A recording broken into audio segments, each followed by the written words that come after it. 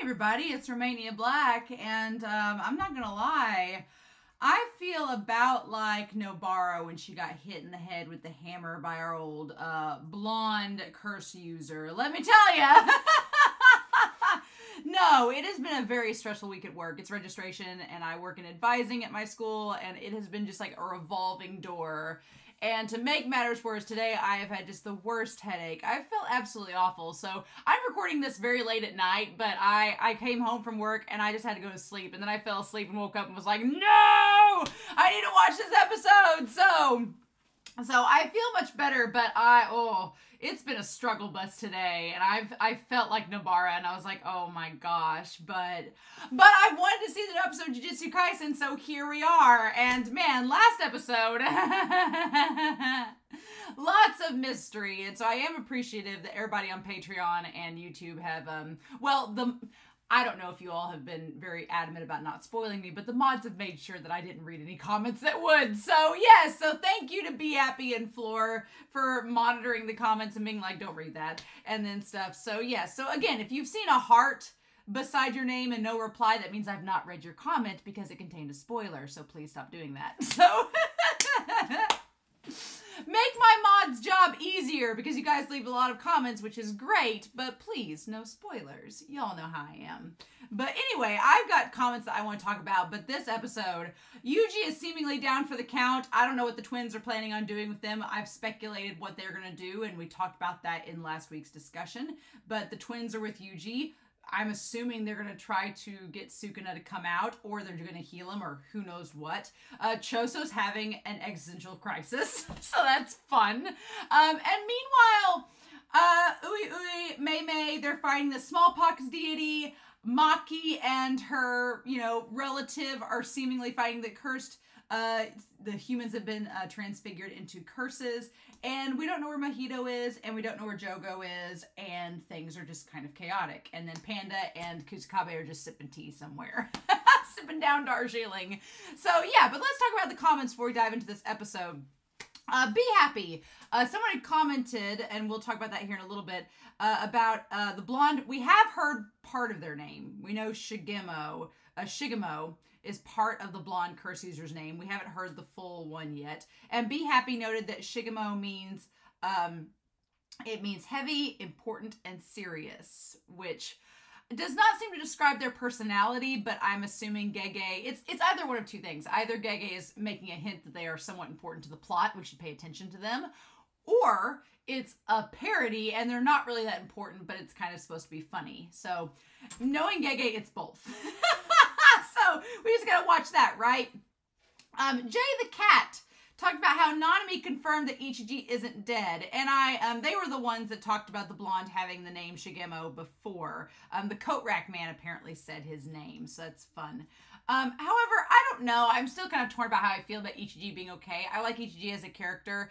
I guess, happy he's fine, but again, it's the shonen thing where, like, what will kill these people? Because I'm like, Ichiji was stabbed multiple times, as was Nita, and they're both fine. And I'm like, meanwhile, Yuji, has been, I guess, stabbed. Well, Yuji had a liver taken away, so that's a little bit more significant. But I don't know. I feel like it takes away a little bit from Nanami's moment in episode 13 or episode 12. It takes a little bit away from that moment because it's like, it was supposed to be that he was dead and that influenced Nanami, but now he's alive, so it's like, what do we do with it? Can't do anything about it, so we'll just have to accept it. But anyway, Dunno 2000 talked about the death womb paintings have a human mom, and they're not really fully curses. And so I went back to season 1. After that comment, I was like, you know what? I know that it's very... I feel like I figured it out. I feel like I figured out what's going on. It's just, I feel like I'm 90% there. It's just figuring out all the little things, but I'm not exactly sure what I'm right about and what I'm wrong about, and I don't want you all to tell me. I want you guys to let me find out. But I went back to season 1 to the episode where the Curse Womb paintings were first came into existence to kind of go over anything that I'd missed. And yes, so the mom was a Kamo member, or whether the mom was a human, but she was experimented upon by one of the Kamo ancestors, which is the guy the sorcerer that was very infamous, right? And that he froze the wombs in stasis, or the sorcerers did. However, it is mentioned in the episode that she disappeared and they don't know where she went, the woman that was the mom of the Curse Wound paintings. So I had a bunch of theories based on that, being like, okay, well, what if she was put in stasis, just like the Curse Wound paintings were? What if she was like frozen in carbonite? And then they kept experimenting on her. How do we know that there are only 9 Curse Wound paintings? How do we know that there's not more? So that's a possibility. Like, was she put into stasis?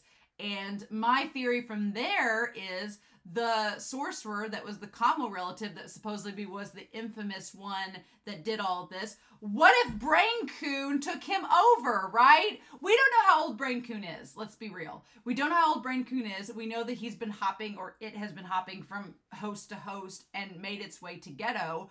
What if Brain Coon inhabited the body of the Kamo sorcerer and was the one trying to create the Curse Wound paintings this whole time? What if the Kamo sorcerer had been taken over by Brain Coon and was doing all this activity, and people were like, man, that Kamo sorcerer, he's really bizarre. Why is he acting like this? But it was because Brain Coon inhabited him, right? What if Brain Coon inhabited the woman and just transferred from the Kamo guy to the woman after she was in stasis? We don't know. So there's a lot of ifs, ands, or buts. I think the big gap for me, because at this point I believe that Yuji is related to Choso and the others. I hope you all won't spoil me and let me find out for myself if I'm right or wrong, or how I'm right or wrong. But I think that Yuji is related to Choso and them. Before I went back and rewatched the episode from season 1, I had thought that maybe he was like a distant relative, that maybe he was related to the Kamo ancestors somehow, like his parents were, but I don't know. The thing that makes it so frustrating is that the grandfather never said anything. And I'm like, the grandfather didn't say anything before he died. He's just like, I should tell you about your parents. And he's like, I'll find out one day. And it's like, well, damn it. No, now I wish we'd known. But it's like, what did the grandfather know and not know? And was the grandfather aware? Was Yuji adopted? Did the grandfather just find Yuji and he made up the stuff about the parents? And he's like, I actually don't even know your parents. I just found you on a doorstep somewhere and raised you myself. And it's like, dun, dun, dun. We don't know. But if he adopted Yuji, well, hell. My thought process was when they said that the woman went missing, the mom of the Cursed Wound paintings, I'm like, is Yuji, because they talked about how the Cursed Wound paintings were born from a human. What if Yuji's like the magic? Again, we talked about some spoilers from another series in last week's episode. What if Yuji was like the magic? What if Yuji's number 10? What if Yuji was born from a human and a curse, and he's the one that made it, right? We have the 9 aborted Curse Wound paintings that didn't make the cut. What if Yuji was the magic number 10? But how do you know that? But here's the thing that makes it so frustrating with that. We talked about how the sorcerers can detect, like Gojo and the sorcerers can detect that there's a difference between the Curse Wound paintings, curses, and humans. If Yuji was one of those, you would think that they would have detected that a long time ago and been like, oh wow, you're kind of weird. Isn't that something? But Yuji has Sukuna inside of him that would make you think that, you would think, oh, well, Yuji's kind of weird because of Sukuna's fingers. That must be it. But what if, like, Megumi noticed it back from episode 1, but didn't exactly know what it meant? He was just like, wow, he's kind of weird, but I can't place why. And then by the time that Gojo showed up, Yuji had already ate the Sukuna finger, and that threw everything off the trail. I don't know. I'm just theorizing at this point. I'm like, what if Yuji was like the 10th Curse Wound painting? Because he's in the flashback with Choso and the others, and he's calling them brother. And it's like, is he a brother to them? But how? Oh my God. I feel like I'm 95% there. I feel like I'm close. I actually feel like I'm onto something, but Gege is not giving us all the picture, so it's very, very frustrating. So, but I feel like maybe we'll find out this season, because we're going to see something with the twins getting Yuji back on his feet. Maybe, and maybe Choso's going to ask Brain Coon questions. Maybe, and maybe we'll find answers. So don't tell me if I'm right or wrong. Don't tell me if I'm close. Let me suffer in silence. I'm going to ask the mods to be very, very diligent about what is revealed there. But Dono's comment got me thinking about that. Seppi talked about Mei Mei's philosophical and delivery style being like Ghetto's, because she did say that she liked Ghetto a little bit more than Gojo last episode. I like the idea that we also have the observation that Mei noticed Maki and made observations about her when she first met her, kind of like Geto did in the movie. So there's that similarity. And then Nobara was hit in the face, similar to how in season 1 she was hit in the face by a broom of Momo's, so that's exciting. And then Megumi and Yuji having a connection. Seppi talked about how they were similar to Gojo and Geto a little bit. I like that Megumi and Yuji are different though, but I do see some of the similarities. And then Megumi and Yuji's promise to stay safe and not get killed. Seppi's like, it kind of seems like a pact. And I'm like, what if it is? What if it is? And that's why Sukuna is like so adamant about Megumi living, because they've made a pact with one another secretly without them realizing it. I don't know. Maybe. Again, I feel like the idea that Megumi has gone off to take Ino away is very convenient and good writing by Gege, because now things can happen and Megumi's not in danger. So if Sukuna appears, Megumi wasn't in danger, so it should be fine. Ging talks about how Mekamaru had told Nanami and company that something was in Geto's body back in episode 10. So he does know about Brain-kun, or at least he knows that something's up. And yeah, he was around when Brain-kun revealed himself. So not only did he know all that, but he knows about the Board of Gay Yearning. So good on Mekamaru. You get to die knowing that Gojo and Geto were a thing. And then Mei not acknowledging... that was the thing. Mei not acknowledging that Mekamaru had knew all that was kind of confusing in that episode, but she may not have been privy that he knew, whereas Nanami was. And then finally, Alexander Q says that Suda, who plays Nanami, actually asked to redo his lines when he was recording for the voice acting portions because he wanted to sound angrier and gravelier. And I was like, yes. So Nanami had his moment. That was just, piece de resistance. That was just wonderful. I freaking loved that. So yeah. Again, that whole weird non-existent memory thing, I know it's going to drive you all crazy to not comment on it or not confirm or deconfirm, but I tell you all, it has kept me up at night. I have been thinking about it constantly. I'm like, okay, come on, Romania, you can figure this out. And I think I'm almost there. It's just the hows, the whys, the to what extents. I feel like I'm close, but the idea that Yuji could be related to Choso and them is wild to me. I'm here for it, but I want to know how and why, and I have a feeling that this season's going to tell me. We just got to know what. And then that opens up another can of worms, because if Yuji is related to Choso and them, by and by, as if he already didn't have a big enough target painted on his back. You know, Yuji already has been, wanted for execution because of Sukuna. If they find out he's related to the Kamo curse wound paintings, they're going to be like, oh, he's got to go. And it's going to be like, no. Then what does that mean for Nobara and Megumi? What does that mean for Mei and Nanami? Like, if they're told by the higher-ups they have to hunt down Yuji, what do we do with that? Because I could see that coming. I could see it coming, especially now that Gojo's sealed. It just opens up a lot of problematic doors. But again, we need to wait and see what happens. I want answers, but I want Gege to give them to me. So please don't spoil me. Mods, be super diligent, and we'll just do what we can. So I'm going to ask the mods, because the mods have been really nice about if somebody's like, oh, we'll just read so-and-so's comment except the last paragraph, or just read so-and-so's comment except the third paragraph. Moderators, it is really hard for me to do that, because I have to it's like, you have to try to move your hand in front of the screen and copy and paste to another document and then be able to count really fast and delete a paragraph without looking at it. That's hard. And I'm like, no, I've told you all no spoilers. I've been nice. I've been thorough. I've been stern. So at this point, I'm going to tell the moderators, if anybody's comment has any spoilers in it, I don't care if it's in one paragraph or in the whole thing, tell me and I'm not reading it. So y'all have been warned. Don't waste your wrist movement trying to type me this big old long comment. If it's got one spoiler in it, I'm not reading it. I've come too far. I've waited years to get to this season and not be spoiled, and I'm not going to be spoiled at this point, so no. But with that being said, I'm really excited to see what's going to happen in this episode. I hope you all are too. But we're not going to waste any more time. Nobara is ready. So let's do this. So we're going to watch Jujutsu Kaisen episode 14. And we are going to do that here in 3, 2, 1. And let's go.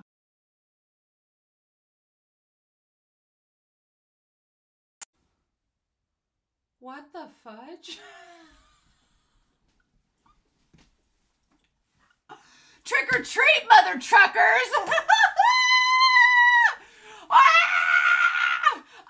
Okay, you know what? I'm gonna be honest with y'all. I didn't feel good today, and I like slept a lot. And when I woke up, I was like, I really need to watch this episode because I'm gonna be gone this weekend. I need to have it out by Saturday for Patreon. I need to watch it. But in my head, I was going, you know, we just had a big episode with Yuji and Choso. I'm sure that this episode is just gonna be a setup episode. Yeah, it kind of was, except it's absolutely batshit insane. What the fudge? Oh no. I'm gonna assume from here on in, even if it's a setup episode, it's gonna be freaking ridiculous. I think from here on in, I'm not ready. What the fudge, Toji? It's gonna be a family reunion next episode. Nanami's like, I ain't related to none of y'all. This whole season is about family reunions. I figured it out. I've cracked the code. Gege's like, this whole episode, it's about family. And that's what makes it so powerful. Yeah, Gege is just like, yeah, it's about family. It's about Yuji meeting up with his family that he didn't know he had. It's about Megumi meeting up with his family that he knew he had. So, oh my god, the parallels. Look at this. So yeah, just in the corner up here, just so that we're clear, we have Yuji possibly meeting his quote-unquote family with Choso and co. And then you have Megumi, who it didn't dawn on me until just now, and I'm going to make that like darker, otherwise it's not going to show up. But it didn't dawn on me until just now, but Megumi, you know, is related to Maki and Nabito through his dad, through the Zenins. He's related to them. He just goes by Fushiguro. So, you know, you have Megumi meeting with family and co, except Yuji didn't know about his family, but Megumi knows about his family, and so it's just like, oh my god, you can pick your friends! What the fudge? So, like, I guess they can't get out, because Toji came in, so, I guess we might as well go ahead and talk about it while it's on my brain, and while it's a thing, and my dog is like, why were you screaming? And I'm like, because Toji, and so it's like, what? Oh my god! Nanami and Toji are gonna share screen time! Oh my god. Oh god, the channel's not gonna be able to handle it. The Discord server's not gonna be able to handle the hotness. Oh my god! Okay. Like last week, or a few weeks ago, I was like, oh, Nanami and Toji, will they ever share screen time? Can the universe handle these two figures together on the same screen? We could get that next week. Y'all. I'm going to have to brace myself. I'm going to have to prepare. I'm going to mentally prepare.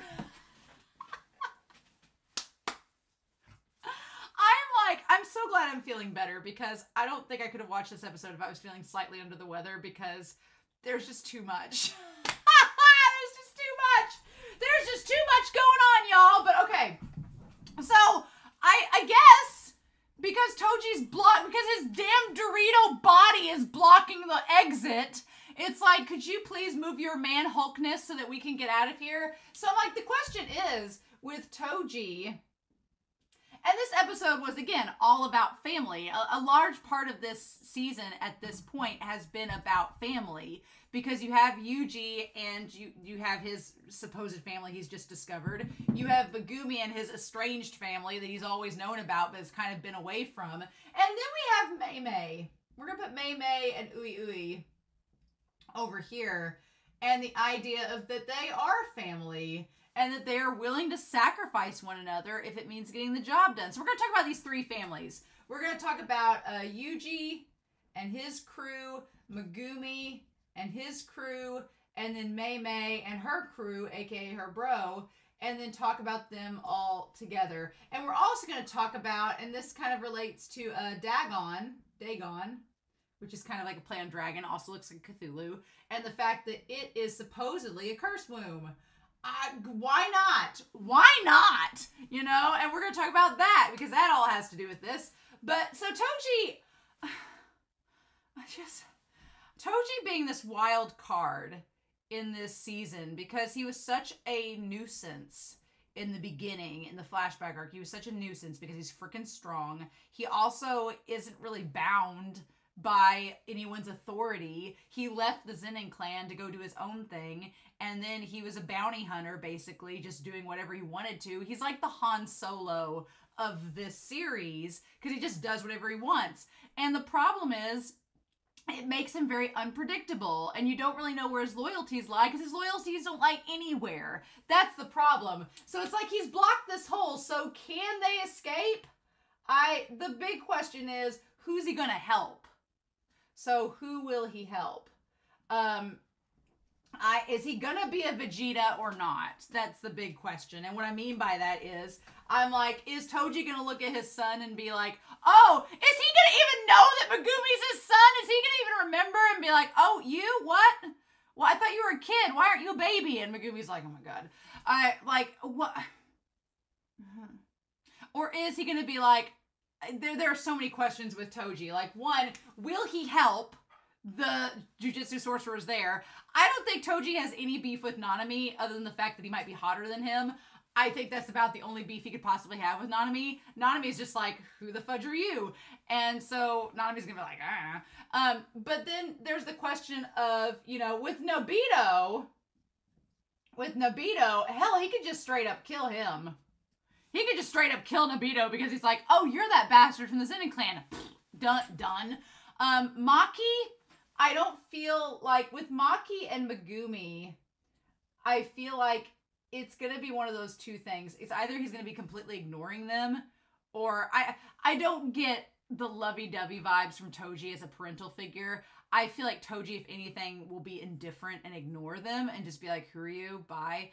Or he'll be like the boy named Sue, tough love, like giving Megumi the girl name and saying like, oh, you're my kid and you're Maki. Oh, wow, life's dealt you a really hard hand. But grow up and deal with it. And he's going to just make life hard. And it's going to be like, what? Why? What are we doing? So I don't know. Could I see him fighting Dagon? Yeah, because he's a curse and he's like, eh. Could I see him like Pikachu surfing out of here? Yes, why not? But he showed up in the domain. So it's clear that, why is he here? Why did he come into the domain? Was it just to see what's happening? I can't exactly see Toji helping the curses and being on their side, but I also don't see him helping Nobito. I also don't see him directly helping the sorcerers because he's like, I don't like y'all. So Toji is just like, I'm gonna do what I want, I guess. But we also don't know, like, again, I talked about this a few episodes ago. We don't know, like, is he on a time limit? What's the restrictions with his, you know, limitations in the body he's possessing? Is he there until he dies? What about the body itself? Like, how sturdy is it? Like, there's all these logistics. And as we've talked about with Gege, Anime Annie was talking about in her comment, it's like only Gege would put, like, hard biology and calculus in their shonen series. So it is, I feel like Gege has a big, like, equation of how long Toji has in this body and will like present itself next episode or something, maybe. But I don't know. I'm gonna have to physically prepare myself for next episode, and if that's even possible, we'll have to talk about it. But we'll go back to Dagon. So before we get back into the beach episode, I loved it, and people will be like, what are you talking about? We totally got a beach episode. It's this one.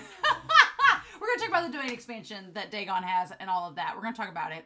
So yeah. So we go back to Ui Ui and Mei Mei. I thought this was going to be the highlight of the episode. I foolishly thought that this was going to be the highlight of the episode. I thought that Mei Mei's fight with the smallpox deity was going to take up, like, the majority of the episode. And it was going to, like, I really honestly thought that Ui Ui was going to die. I was like, Ui Ui's going to die in this. he's going to be killed or something really bad's gonna happen to Mei Mei. Something really bad could still happen to Mei Mei by and by. But I was like, I think that it's gonna be this big drawn out thing. No, it was like 7 minutes. I looked at the timer and we were like 7 minutes into the episode when she killed the smallpox deity, and I was like, man, we're not even halfway through this episode. What else are we gonna focus on? And there's our answer, right? At this point, the Panda plot cannot top any of this. I don't know what Gege is saving for Panda and Kusakabe, but it's not topping any of these timelines. I feel like that they're just gonna ignore Panda and Kusakabe's plot line, and we're gonna like wait till the end of the arc and then be like, what was Panda and Kusakabe doing? Oh, just hanging out? Sounds about right. I say that. I could see Panda and Kusakabe going and helping Inumaki and tying into that plot line, maybe.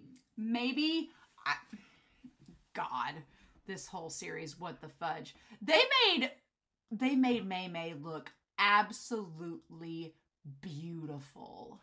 And the scene where all the hands rise up and like storm her and like grab her and like infect her with the disease, and we see her like throw her head back. Oh my God. It's just, and then she grabs Ui, and in that moment that she grabs him, he looks so frail and fragile, and then she like asks him, are you willing to die for me? Because she has 2 crows with her, right? And she says, if I attack that twice more, I'm not going to be able to move as well. So it's showing that the attack itself, like it's got half her hand. It's showing that the attack is affecting her and she's running out of time. She's like, I can't get hit by that coffin 2 more times or I'm done for. So she has 3 options. She has 2 crows and her brother. So her options are, I could use up the 2 crows and not put my brother at risk and attack them. But that's a big gamble. And what if that doesn't pay off? Or she's thinking, I could use 1 crow to test it out first, then use my brother as the gamble and save the 3rd crow to be my attack. And that's what she ends up doing. So there's something really fascinating about this, like her and her brother's relationship in comparison to Yuji and what he's finding out with Choso and Megumi and Maki and Naobito. And I love that they show Ui looking at her hand like he knows that she is in a mode of desperation. He knows that she doesn't have very many options left, and she's the one that has to fight this fight. I love how they depict that with the animation, and she uses the crow to test out the theory, and of course, yeah, it instantly dies. And the way that it's done is so creepy, like it's just boop, boop, dead. Like it happens so quickly that you're like, oh, in the episode itself, it seems like we have all this time during the countdown and showing her inside the coffin and showing her breaking out. But in reality, there's no time at all. It's just happening so quickly, and Gege slows it down so we can keep up with it. And then we see the crow is just completely obliterated. And she's like, so to take it down, I can use my brother so he can buy me time to operate more freely. And you know what I love? I love the moment that we see them against the tombstone, and he like looks up at the tombstone at the crow, right? And he's like, Ui will die after taking 1 hit from the gravestone. And we see the one image of her brother. We see the one shot of her brother, like when he's like in the state of the crow. And I love that he like sees the crow off into the air. And it's depicted so beautiful, right? Yeah, we see him crushed and with the disease. Yeah, to see what he would look like. What a tease. And she says, will you die for me? And he looks at her and he just smiles and said, are you sure that's all right? May I die for you? This family's a little messed up. But then again, we've talked about how in order to be a good Jujutsu sorcerer, you got to be a little bit crazy. This family's a little bit crazy. But here's the thing. I feel like all 3 of these families are crazy. You have Yuji and Ko, and if he's possibly related to the Death Wombs. We have that family of curses. And then we have Megumi and his family. I think the big difference is you have Megumi and his family and Ui and Mei Mei. Megumi and his family, which are the Zenins, there's all this weird pride and weird, like, who's the strongest, and I'm the strongest, so I need to show off, and I'm the one who is, like, the clan leader, and it's all about this hierarchy, and blah, blah, blah, like, we're one of the top clans, blah, blah, blah. Whereas where you have with Mei Mei and Ui, it's, okay, we're both strong. We're from a strong family, but we know the value of a life and we know what it will take to win. And we trust each other and we have faith in each other as siblings and our powers. Do you trust me that I'm going to put you in danger? Do you trust that I'm going to be able to save you? And for Ui Ui, he's like, can you do this? I'll do it if you think you got this. I could never see that with Megumi. I feel like with Megumi and Maki, sure. I feel like they both trust each other. I feel like Megumi and Maki, even though they're cousins, they kind of have like a sibling vibe sort of with them, where I feel like Megumi trusts Maki and Maki trusts Megumi, and they kind of had the same kind of sibling dynamic sort of, even though they're cousins, that Mei Mei and Ui Ui do. But then you throw Naobito in there and it's like, whatever, you're like the gross uncle nobody wants to talk to. But I feel like there's that connection there, right? And Yuji just doesn't have that connection yet with his potential family, but maybe that'll come. Maybe that'll come down the line. We'll see. But God, I love the way that they depict Ui Ui and Mei Mei's relationship. And I love that we don't get to see his expression because it's hidden by the crow's feather as her and him look at each other. But damn, does it work! And so he gathers all the cursed energy to put the attention on him. The moment I released my cursed energy, Nisama suppressed hers. And he's like, I understand everything now, sister. I get why you're doing this. And he's in the coffin. But before the tombstone can hit, Mei Mei cuts the hands off of the curse, right? She's like, do you think I brought that boy just to carry my things? And he's like, Nisama's request that I risk my life is the signal permitting me to use my cursed energy. So he has the simple domain. So her brother, I've been wondering this whole time, I'm like, what can her brother do? Because why would you bring him along if he would be a very clear liability? But he has access to the simple domain, kind of like Miwa does. So he's able to use it to block out and negate any domain expansion or attack that could affect him. Great. And he's like, and it's almost like they have a pact. Like, when my sister gives me permission to die for her, that's the sign that I can activate my simple domain. It's so freaking cool. I love it. I love when he pokes his head out of the little box and he's like, are you done, sis? That was so freaking cute and amazing. I love it. And he's like, Ui Ui's role is dealing with domains. It goes against my principles to owe anyone anything. So I leave that aspect up to him. She's like, I bring my brother along so that if I have to owe anybody for saving my life, it's my sibling. Because he's like, siblings don't pay each other back. It's fine. We're all evensies, right? God, the way they drew her in this scene is a beautiful, like when she just confronts the smallpox eating and the crow flies through it. I want to get a picture of that. Just the shot of that. The shot of her face as like it goes through the blood of it. We talked about this in the reaction, but Mei Mei, some people were talking about like there's a lot of man service in Jujutsu Kaisen, and good. And you may think, oh, Romania, well, you're being a bit hypocritical, right? Because, you know, hashtag feminism and equality. But look, I grew up with watching a lot of shonen, and it was either the female characters were either insignificant to the plot, trophies or rewards for the male characters for doing a good job, or it was just ass and tits everywhere, and they were sexualized and, you know, objectified through the male gaze. And as a female viewer, I like shonen, but as a female viewer, I was like, really? Cool? Can we get something different? And so in this series, I do appreciate that Gege shows the female characters as being strong. They can also be sexy and beautiful without being objectified through the male gaze. And it's like, okay, ladies, you've gone through how many centuries of the patriarchy? Here's some abs. And I'm like, thanks, Gege. Thanks for turning it on its head for us. Appreciate it. I feel like Gege looked at Bleach and saw Kubo's objectifying drawings of women and boobs and was like, what if we did that with the guys? And I'm like, yes, please, keep going. So yeah, but Mei Mei looks beautiful there, and she's just absolutely wonderful. And then I love the pose where she has the battle axe and just stands over it. If I would go to a convention, I would cosplay as Mei Mei in a heartbeat with that giant ass axe and just sit over it. It's on my to-do list. It is on my to-do list. And she says, the crowning attack of my sister's blackbird manipulation is the kamikaze bird strike. I love that she's so proud. She's like, yes, I did it. I love that the only one who's been able to stop it is, of course, freaking Gojo. And I love that we see the only shot we have Gojo in this entire episode is him going, he, like a damn nerd. What a freaking weirdo. She makes him slam into her opponent. And then Gojo's the only one that's been able to stop it, of course. And so we're left with Geto. And she's like, will you die for me? And so then we see Geto. And is that the dragon?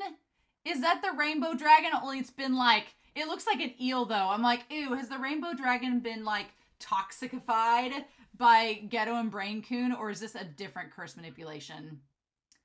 And he's like, not bad for a modern sorcerer. And that shows you that Brain Coon is old. Again, I'm telling you my theory about him possibly being one to take over the combo sorcerer back in the day, which was like 100 or so years ago. So it's not been too long ago, which makes it very plausible it could have happened. I feel like Brain Coon is an old entity, a very old entity. It's been around the block for a while. Calling her a modern sorcerer, she's like, thank you. I appreciate that. But yeah, this was like, what, 6 minutes into the episode? So yeah, so we get confirmation that Nanami and them know that Geto is supposedly a fake, which technically true. And so Nanami's met up with Naobito and Maki. And you know what? I feel for Maki because she's just sitting there like, I've been doing all the work. You clearly have a technique that could have done this in an exorbitant amount of time, but you made me do all the work, you bastard, sitting there drinking. And I like that Nanami's like, were you drinking, really? And he's like, no, I wasn't drinking, when he really was. And Nanami's like, okay. Nanami being the adult of all adults again. But yeah, it's kind of like, it's very frustrating for Maki because Nanami tells her that she should go back because Nanami knows that she doesn't have a very high cursed usage ability. She's mainly just relying upon her pact. So he's like, if things get really bad, this could be dangerous for you. So you really shouldn't be here. It's not going to be safe. And Nanami's not saying this to like look down upon her. He's saying that because she's one of his students and he wants to keep her safe. He also probably thinks of Maki kind of like Haibara and being like, you don't have a strong curse technique to handle like what's down the road, kind of like Haibara, and he doesn't want to see her die like him. So it makes sense, but I feel for Maki because she's like, I'm trying to prove myself and, I've been doing a lot, so I want to stick it out and be with you all. She's like, I've made it this far as a Jujutsu sorcerer. Let me prove my worth. And I don't blame her for being kind of proud about it. But yeah, he's like, and Nanami saying, I guess there's never been a case where I was better off alone. No, I am glad that people are helping Nanami because in this world, in Jujutsu Kaisen, being alone is not a good thing. Unless you're Gojo Satoru and you're not, dealing with the Board of Gay Yearning, unless that's happening, you're better off in numbers. Being by yourself is not good in this world, right? No, as Gege is telling us, teamwork makes the dream work. But oh my god, I didn't know which one I was expecting. I didn't know if I was expecting to see Gojo pop up or to see Mahito, but it was Dagon, the little red cursed spirit. Not so little red, bit freaky. It's been storing up skeletons this whole time. Had an upset stomach, and its upset stomach turned him into Cthulhu, like you do. But, so he was a curse womb. I want to know, I feel like at some point in season 1, Geto said that they'd already stolen a curse womb. Did they already steal a curse womb and they just didn't say anything? Was he one of the 9 original ones? We've talked about there could possibly have been others. Was this one part of the 9 originally that were in the jars with Dagon? I don't know. I do want to cosplay as this for one of the episodes, but it's literally going to be a sheet and me with like red makeup on being like, hello. That's all you're getting. I'm not going to go full on prosthetic makeup. But yeah, so Naobito's freaking technique is just, and he punches Dagon and he just throws up all the skeletons and bones. Like, how many people have you eaten? And he's just sitting there asking for Mahito and Hanami and Jogo. And he's like, you were still only a curse womb then. Yep. And then here we go. And the idea that it controls water has a very Cthulhu vibe to it. I love Maki like sticking the spear into the column and like jumping on top of it to get over the water. It's a really smart move. I like that a lot. But okay, so there is this really interesting discussion. He's like, I am not a cursed spirit. I am Dagon. So again, we have this idea of the curse wombs not just being cursed spirits, that they believe they are on an evolved plane. More so. And he says, it's not cursed spirit, I am Dagon. So it kind of works on two levels. You have Dagon, who is our little red spirit here. And the idea that it could be a curse womb, possibly. But the idea that it is proud of its agency and identity. So there's this really cool discussion going on, right? About the idea that these cursed spirits or curse wombs or whatever have an autonomous self. And so Dagon goes into this discussion while Nobito is completely ignoring it, which, surprising no one, Nobito is like going on and on about like framework and how his technique works and talks about like soap operas and frames per second and things like that. He's basically breaking down the technique, but it's being talked over because Dagon's like, hey, you're not listening to me. You're talking about your technique. I would like you to know that I am not just a thing. I have an identity. And that's kind of going back to Jogo, talking about how that he wants rights for cursed spirits, which is a crazy thing. And so Dagon is kind of a part of Jogo's plan. But also, something that's really important about this is where Yuji comes into play with all of this, right? Is because Yuji, even though he's been killing cursed spirits and he's been fighting them, Yuji has this entire time been acknowledging that they are more than just things, that they are more than just villains, that they have a consciousness and possibly a soul. And he's like, I hate to do this, but you're hurting my friends. I kind of have to. So sorry. I'll pray over you later, but bye. But he is acknowledging and understanding that they are creatures with autonomous agency. Yuji is. Nobody else that's the cursed sorcerers, except for maybe Gojo, seems to be acknowledging this. Gojo's just kind of like... Gojo, I think, gets close to acknowledging it when he fights Jogo for the first time with Yuji there. But he's about the only one. Everybody else just slice and dice, right? Nobody tries to communicate with the cursed spirits or talk to them as they're fighting. What I think is interesting is... if Yuji is related to the cursed spirits, Yuji's going to be in this weird realm, right? Where Yuji is going to be caught between two worlds. He's going to be caught between the Jujutsu Sorcerer world, where his friends and mentors are, that have given him a place in society, even though they're trying to kill him. There are exceptions like Nanami and Megumi and Nobara, etc. But then you also have the cursed spirit world, where if Yuji is actually from that world in part, somehow, then he's kind of between two worlds. It's like, is he going to stay with the Jujutsu Sorcerers, or is he going to cross over and be with the cursed spirits in a sense? Is there going to be overlap? How does that work? I don't know. But Gege is setting up some really cool possibilities, because Dagon's whole request that they be acknowledged is something that I think could possibly come up again with Yuji through Choso, through Jogo, etc., wherever that ends up at. Because let's be real, now that Gojo's been sealed, they talked about this earlier on in the season, that there's a possibility that Yuji's life is in danger. And even though I think Megumi would be absolutely against it, would be like, no, we're not going to hunt Yuji down, no. And I think Maki would be against it too, and Nobara and Nanami would be against it. At the end of the day, it's like, what authority do they really have to stop the higher-ups from saying, no, you're going to hunt Yuji? Like, what authority do they have? Gojo had authority because Gojo could kill everybody, and they're like, well, we really can't stop him. But now that he's been sealed, it's like, well, who has the authority to tell the Jujutsu Sorcerers to not get rid of Yuji? I mean, right now, nobody's doing it because there's a pressing danger in Shibuya, but after all this is over, I'm going to make a prediction right now. I think that no matter what goes down this season, and I'm just going to throw this prediction out here, and we'll see by the end of the season if it holds water or not. I think that by the end of the season, I don't know if Jogo is going to live or not. I think Branku's going to get away because villain.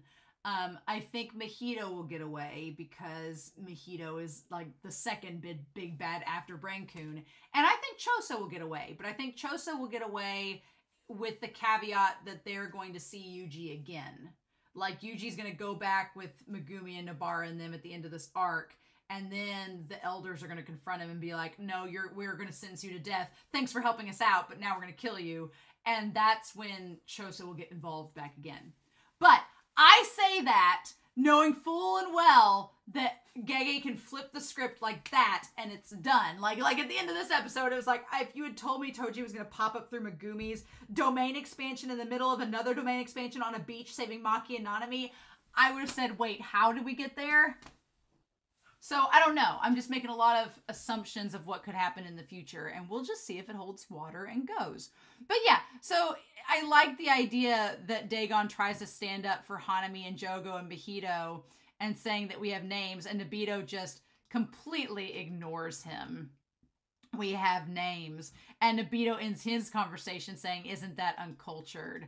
And so he says it trying to distract Dagon, and it doesn't exactly work. I love the Cthulhu vibe. But no, Dagon is freaking strong. So my only hope in all of this is that somehow Toji ends up fighting Dagon and lets the others escape. That'd be great. Would appreciate that. But I don't know. I don't know. Hell, next episode we could go to another plot line. I keep waiting for us to be at this really big cliffhanger. I'm waiting for us to be at this really big cliffhanger, and then we just cut to Panda and Kusakabe for an episode, and I'm like, no!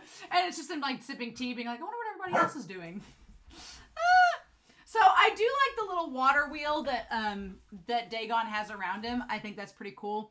I like that, and they all go at him at once, and Nobito keeps trying to, like, hit him and get a hit on him, and then, oh my god. So the technique being active and splitting like 1 second into 24 frames from a field of vision, it's such a meta ability because it's just like Gege like making a direct reference to the art of animation itself, which is what he's doing. It also had a very Fujimoto vibe to it. If you don't know who Fujimoto is, they are the author and creator of Chainsaw Man, and they're friends with Gege. So them and Gege are buddies. So, which makes sense. But this whole idea of the technique being like frames per second, it felt very Tatsuki Fujimoto, felt very Chainsaw Man, like something very meta and almost like a parody of itself. Like it just had that feeling to it.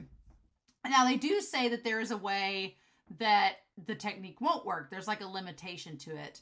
That while it's active, anyone he touches also defines their actions within a 1/24th. And that allows him to like freeze them in the moment. If they fail to do so, then their action hangs and they remain frozen for a second and allows them to attack them, right? But he says there are risks to this. He says their actions defined cannot be edited halfway through. So creating actions that excessively ignore physics and paths of motion will result in them freezing as well. So you can't try to cheat, basically. You can't try to like do something crazy that's without outside of the realm of possibility. Won't work. So there we go. But it's so fascinating, and that's when like he's trying to attack him, and then that's around the time that Dagon activates his domain expansion. But oh my god, I love just like you see the little storyboard like of Gege, what he's probably done for Jujutsu Kaisen, and then we see the seal that was under him. He like reveals his hands. And at that point, when he lets them go, we see that in the blood, there's the domain expansion seal. And it's the freaking beach episode. This whole time. The whole time. Yeah. So basically, all the times they were on the beach, hanging out, plotting their plans, they were doing so in a location that no one could access and hear them in, which was inside of Dagon's domain expansion. Which makes all the sense because for the longest time I was like, when on earth? I thought that they were on a beach in Japan somewhere. I was like, they're on a beach in Japan. No, they're just hanging out in his domain expansion. So when you see like Dagon floating in the water in season 1, he's like, hey guys, welcome to my domain. This is my private clubhouse. How's it going? Then yeah, that's where they've been. Oh my god. Which kind of makes it a little bit sad because Dagon, like, probably invited the curses over a lot, like, for, like, drinks and hanging out. Be like, hey, it's my domain expansion. How's it going, guys? Love y'all. Okay.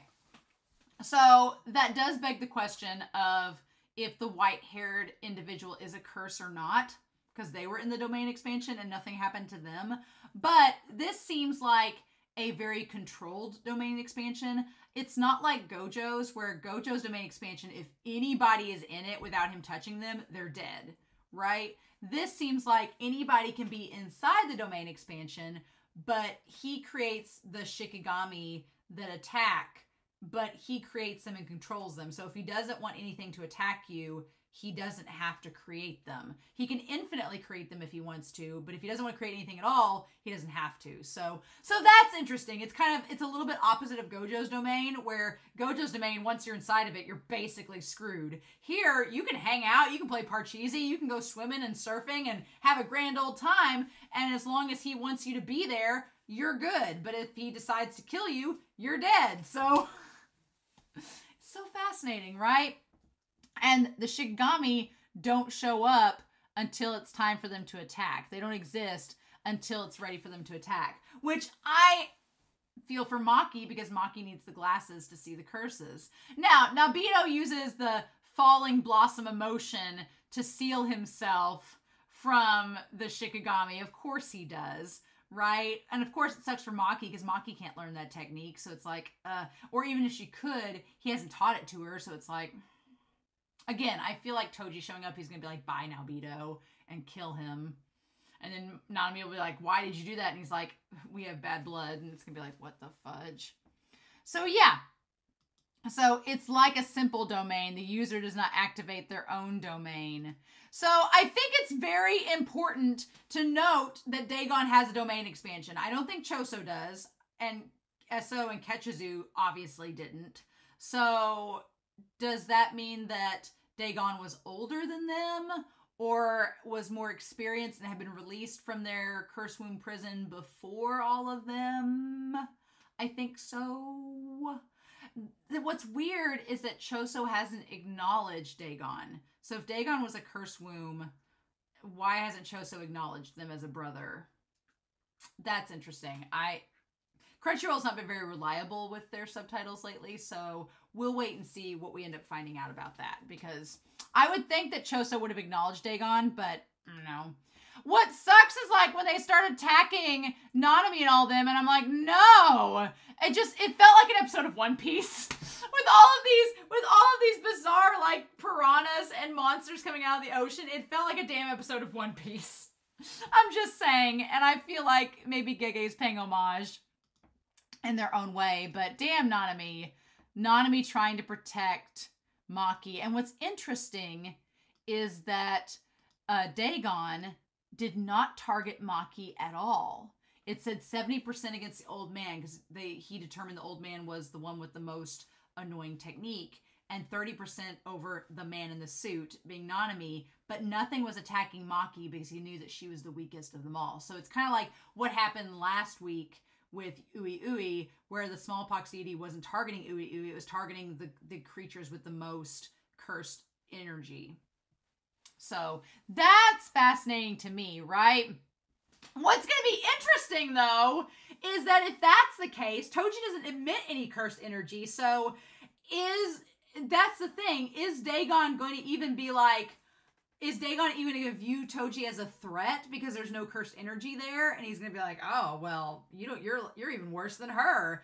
Why would I want to attack you? And then Toji's like, excuse me? Did you just make fun of me not having cursed energy? What was this? And then, I don't know. Because would him not having cursed energy make him able to interact differently inside the domain expansion?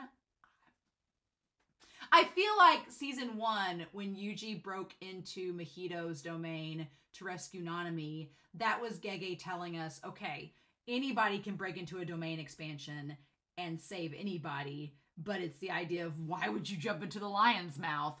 Who would do that? Well, Megumi obviously to save them, and Toji just for the lulz, I guess. I'm just like, what the fudge? I love when Dagon's like, the sea is the source of all life, mother trucker, and gets a hold of Naobito. And Maki, I feel for Maki, because Maki's like been trying to prove herself this entire time.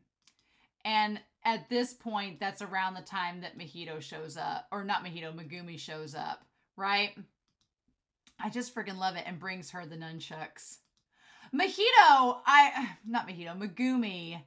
I freaking love Megumi in this. And Megumi obviously saw that in the domain expansion there was trouble and came in thinking that one of his friends was hurt, and then saw that it was Maki and them. Or he brought her the cursed weapon, so did he know that Maki and them were in the domain? Can you see from the outside who's inside of it? That's interesting. But I like that the Shadow Chimera Garden is trying to... And of course, what's interesting is you have two individuals who both have Shikigami. You have Megumi as well as Dagon, who have very similar domains. So that's so fascinating. That's so cool. Let me get a picture of that. I love it. But this episode with Megumi definitely made me see that Megumi, even though he's trying to follow in Gojo's footsteps, he's not quite there yet. Right? Because he's bleeding towards the end, and he's like, look, I want all of us to get out together, but I'm going to make the blind. You three get out, and I'll follow behind you. He's getting there, but Megumi is not at Gojo's level. Not yet. But damn! Okay, look, listen, you all know I'm a big Nanami stan. Y'all know this. You know this. And Nanami with a suit and tie is beautiful, yes. But may I say, Nanami with his hair down, I'm sad that he's covered in blood. Very sad, but got the biceps showing, tie is off, hair is down. Romania is a happy person with this aesthetic. A very happy person with this aesthetic. And so Ino's tapped out and Itadori's acting on his own, right? But they don't know where Yuji is. And I love Nanami being like, I'll protect you. I need Sue to sing that on loop. I'll protect you over and over again. Can we have that, please? And I love that Dagon says, so Nanami, he handled the death swarm for a solid minute, as did Naobito. Now, Naobito worries me a bit, because Naobito is missing an arm and is looking a little worse for wear. And the fact that Toji's going to be like, oh my god, you're missing an arm? Aha, let me help you miss a head. Blup. I just don't get good vibes, y'all. I don't get good vibes. The mustachioed man. I love how you referred to him as the mustachioed man. That was freaking hilarious. And then, so we find out that Naobito's 71. Good to know. And then he's mad that his arm is gone. And just, I love the idea that, you know, Nanami's just sitting here like hacking through all of the Shikigami, and Megumi's like, look, I'm on the edge of the domain. I've basically, when Maki said Octo Bitch, I was like, oh my god, Octo Bitch was freaking hysterical. I was like, yes, please, this is all I need right now. Octo Bitch sounds like something Toji would say. Megumi is like, the octopus thinks that our domains are pushing for control. But my goal is different. I'm going to open a small hole to the barrier out and destroy his domain. Then he probably won't be able to create another one for a while. And I love Nanami saying, none of this leaving yourself behind alone, okay? Nanami's like, you're not sacrificing yourself. That's not happening. Right? He's like, that's not happening on my watch. And I love Nanami's eyes with the hair in his face. Mappa, why are you doing this to me? And Megumi's like, I'm risking my life, but I'm not throwing it away. He's like, I'm not going to just end it here. So he's like, I'm not just going to, do this. So let's all just go. And they all converge. And right about that time, Dagon is pretty smart. And he realizes what's happening. And he's like, we're at the end. We're all good. Everything's fine. And then, who comes to the party? It's Toji. Like, what? And he's so, oh my god, his like eyes are open and he's possessed and it's crazy. Just, why? Why are we doing this show?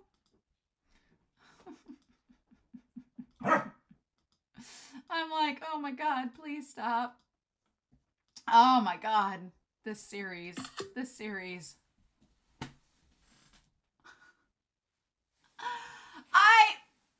Again, Toji is a complete wild card. I don't know what, I don't know. Toji is an absolute wild card, and I'm like, they could do so much with him that in the next episode that it's just, is he going to help them? I've speculated he could help them. He could hurt them. He could just sit there and on a surfboard drinking a Mai Tai and say, okay, now you guys go, bye. I don't know. But at this point, we have the twins with Yuji, who is like not doing too good. He's there. Kusakabe and Panda. Maybe they'll be with the white-haired person. The white-haired individual. We're there. Maki and Nanami. Megumi. Now Beto. And now Toji. The Zenin clan plus Nanami are all here alongside Dagon.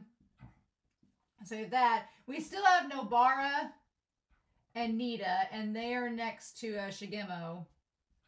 So that's not good. And then Choso is off over here having an existential crisis. So that's fun. Then we have Jogo and Mojito.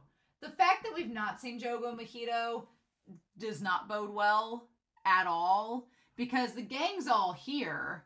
I mean, we still have Inumaki that's dealing with the cursed humans that have been transfigured. And maybe Panda and them are going to go help him. Who knows? But Jogo and Mojito are off doing whatever. I don't like that. I don't like that they could just pop up as soon as... It's like as soon as we get done with Dagon, even if it's just escaping Dagon, I don't think we're killing Dagon unless it's Toji doing it. Unless Toji kills him, I don't think we're doing anything. And maybe that's how Toji ends up just dying a second time. Maybe the grandson, maybe Toji ends up sacrificing himself to defeat Dagon, and that's how he dies a second time. I don't know. But then we also have a Ghetto or Brain Coon with Mei Mei and Ui Ui. So the fact that Jogo and Mojito are nowhere to be seen is concerning to me, and I don't like it, unless Choso's met up with them or something. And we still have lots of episodes to go, so I don't know how this is going to be dealt with, but I'm not looking forward to it. So I'm excited for next week's episode, but I'm also absolutely freaking terrified, because it's like, what are we going to do? I thought I had this week figured out. Could not have been more wrong. So that's fun. So you know what? I feel so much better after watching this episode, both in terms of Jujutsu Kaisen, but also physically. I feel like seeing Nanami in his glory and seeing the Toji manicness has made me feel better. So yay. I was not looking forward to this episode tonight, if I'm being honest, just because of my health, but I feel a lot better. So that's a relief. Thanks, Gege. But please, no spoilers. I know I might be on the right track with some things. I may be 1,000 degrees off, but if this show has told me anything, it's that you don't know what to expect, and the surprises are worth it. So I hope you all enjoyed this reaction discussion. I'm curious to know what non-spoiler things you can talk about down below. But in the meantime, happy Halloween! Yay! In the meantime, I hope you all have a wonderful week.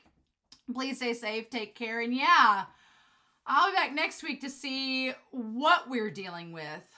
Oh my God, with Jujutsu Kaisen. Bye.